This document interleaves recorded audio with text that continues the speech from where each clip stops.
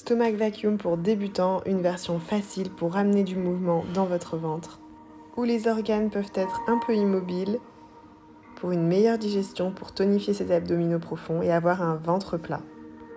On commence par le rythme de la respiration simple. Inspirez, gonflez le ventre. Expirez, rentrez le ventre, contractez le périnée, engagez les abdominaux, vous videz l'air dans vos poumons.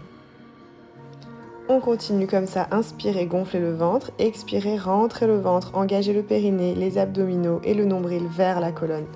Rentrez bien le ventre. Inspirez, gonflez le ventre, expirez, rentrez. Et on continue. Expirez. Inspirez, expirez. Essayez de tenir un petit peu plus sur l'expiration. Inspirez, gonflez et expirez. Déjà ici, on a du mouvement dans le ventre avec le mouvement du diaphragme, de la respiration. Pensez bien à engager votre périnée à l'expire. Étape 2, rétention et aspiration. Gardez le même rythme. Inspirez, gonflez, expirez, rentrez. Puis videz les poumons.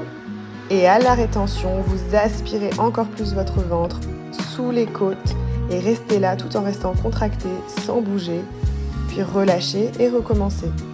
Rentrez le ventre, serrez les abdominaux, le périnée et rentrez encore un peu plus. Alors au début, ça se voit très peu, mais faites de votre mieux. Après quelques pratiques, ça commencera à se voir que le ventre rentre encore plus loin.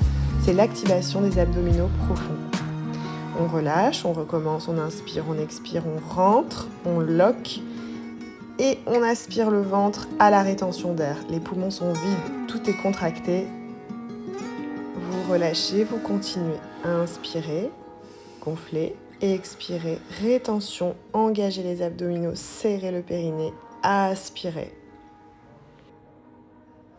Et à votre rythme, continuez de faire ce mouvement d'inspire, d'expire, de rétention et encore d'aspiration.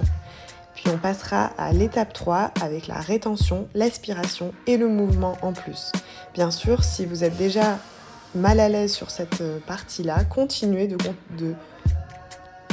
à votre rythme avec ce mouvement avant de passer à l'étape 3 où il y aura rétention de la respiration, aspiration et mouvement. Si déjà cette partie est un peu difficile, peut-être restez là, continuez de pratiquer juste cette inspiration, cette expiration, rétention, aspiration. Maintenant pour l'étape 3, on va rajouter du mouvement. Inspirez, gonflez le ventre, expirez, rentrez, aspirez et là vous allez faire un mouvement de pousser puis d'aspirer de nouveau, pousser, aspirer, pousser, aspirer, pousser, aspirer pour apporter encore plus de mouvement dans le ventre et relâchez. Reprenez peut-être une respiration un peu plus calme avant de recommencer et en faisant des petites sections comme ça de respiration. On recommence. Ici, les poumons sont vides, on ne respire plus, on essaie juste d'aspirer. Ça va être plus facile au réveil lorsque le ventre est vide. Ça vient ramener du mouvement dans le ventre, dans les organes, tout en tonifiant la sangle abdominale et en ramenant les organes vers l'arrière du corps, puisqu'ils sont plus tenus par des abdominaux beaucoup plus toniques. On continue. Toujours ce mouvement de pousser, aspirer, et le tout en ayant une rétention de la respiration. Et voilà pour aujourd'hui, on a déjà pratiqué quelques minutes de stomach vacuum. Vous pouvez faire une pause ou continuer à votre rythme. Et n'hésitez pas à revenir à l'étape 1 et 2 si elles ne sont pas validées avant de passer à l'étape 3. Vous pouvez aussi changer de posture, peut-être passer sur des postures debout, à quatre pattes, trouvez vraiment votre confort. Ici, toujours inspirez, gonflez le ventre, expirez, rentrez le ventre, contractez le périnée, les abdominaux, nombril vers la colonne, puis rétention de la respiration, vous aspirez encore plus fort et ensuite vous ramenez le mouvement pendant quelques secondes avant de relâcher, de reprendre une respiration normale. On était vraiment sur un massage du ventre. À bientôt.